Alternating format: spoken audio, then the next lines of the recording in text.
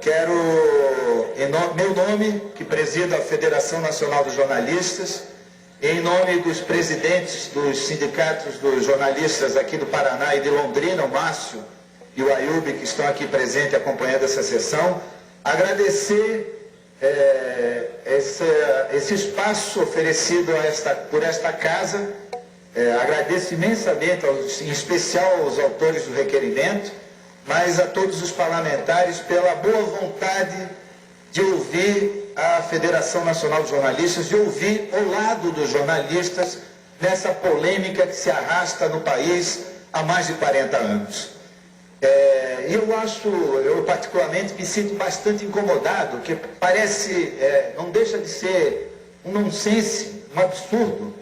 Em pleno século XXI, vir um dirigente de uma entidade que tem mais de 60 anos, como muito bem lembrou o deputado Romanelli, de imensas contribuições à própria causa da democracia no Brasil, vir aqui tomar o tempo de vocês para defender o que, afinal? Defender o direito de estudar. É isso, em pleno século XXI, o que nós estamos defendendo e lutando, e não começou hoje, é uma luta que se arrasta há mais de 100 anos. Está lá na origem da organização dos jornalistas no Brasil, na fundação em 1908, a fundação da ABI no Rio de Janeiro, os jornalistas já lutavam, já reivindicavam a introdução do ensino superior como critério de acesso à profissão de jornalistas, o que nós só fomos conquistar depois de 50 anos de luta na década de 60, através de uma legislação federal.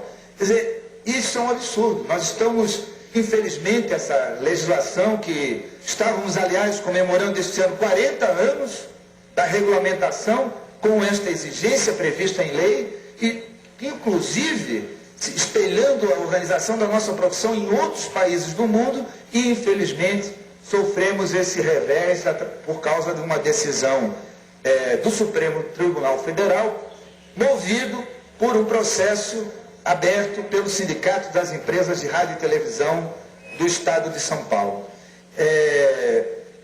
Curiosamente, por coincidência, o jornal Gazeta do Povo, eu acredito que tenha sido por coincidência, no dia de hoje, publica um editorial justamente contra a luta que os jornalistas fazem para resgatar a exigência do diploma, para incluir a exigência do diploma no texto da Constituição, porque, infelizmente, o Supremo, ao tomar essa decisão, constitucionalizou esse debate, deixando claro, como para nós sempre teve claro, que não há nenhum conflito, nenhuma contradição entre exigir o critério democrático, que valoriza o mérito pessoal de quem estuda, e estabelecer essa exigência como critério de acesso à nossa profissão, e o direito que o cidadão tem de se expressar de maneira livre, inclusive através dos meios de comunicação.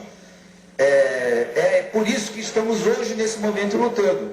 E, infelizmente, algumas empresas não reconhecem esse direito.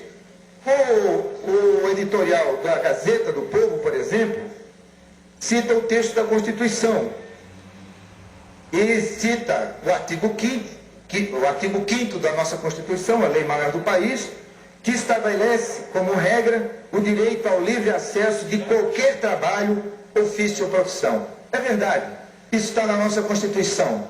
Mas vejam bem, é livre o acesso à profissão de economista? Não é. O cidadão precisa estudar.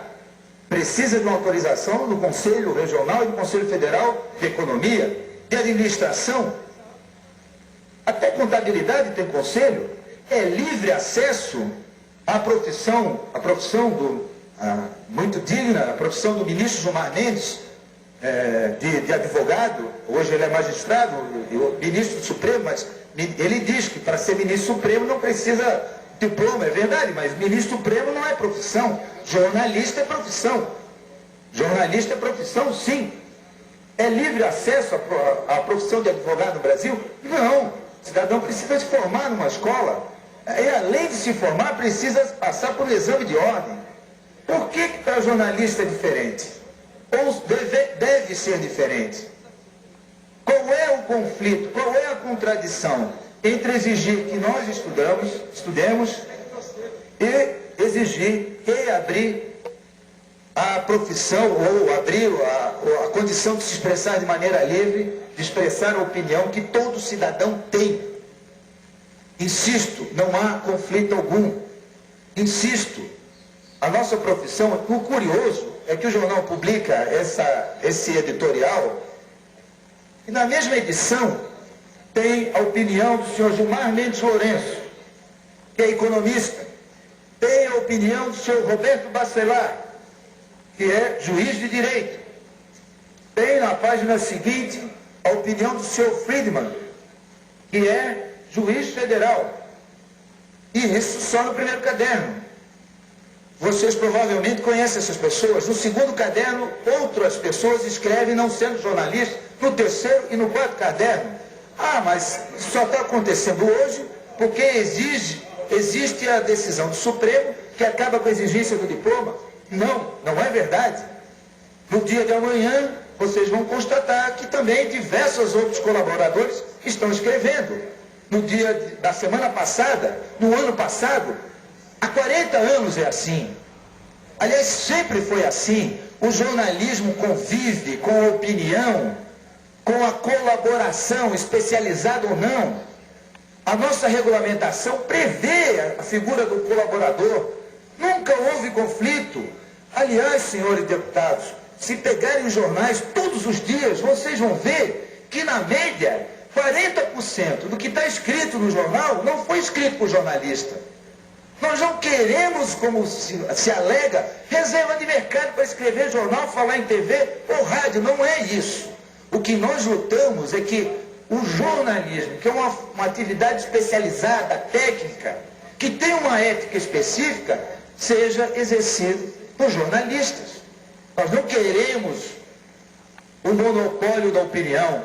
Muito pelo contrário, a nossa história, a história de luta da nossa profissão, da nossa categoria, senhores parlamentares, pessoas que nos honram aqui assistindo, os colegas jornalistas que estão aqui trabalhando, a história de luta da nossa profissão é justamente o sentido contrário, de defender a liberdade de imprensa e de defender a liberdade de expressão a todo cidadão brasileiro. Por isso, deputado presidente dessa Assembleia, nós vemos com muito otimismo, há uma condição real de reverter essa decisão. Já tem 2 propostas de emenda à Constituição que foram aprovadas tanto na Câmara como no Senado. Essa decisão é de junho e já tem 2 PECs aprovadas. Ou seja, nós já temos o atestado do Congresso Nacional que não vê nenhum conflito, nenhuma contradição entre o diploma e o princípio constitucional da livre expressão da opinião. Já temos esse atestado dado pelo Senado e pela Câmara. Temos a convicção e a esperança de que no ano que vem nós possamos resgatar a exigência do diploma, o direito da nossa profissão ter regulamentação.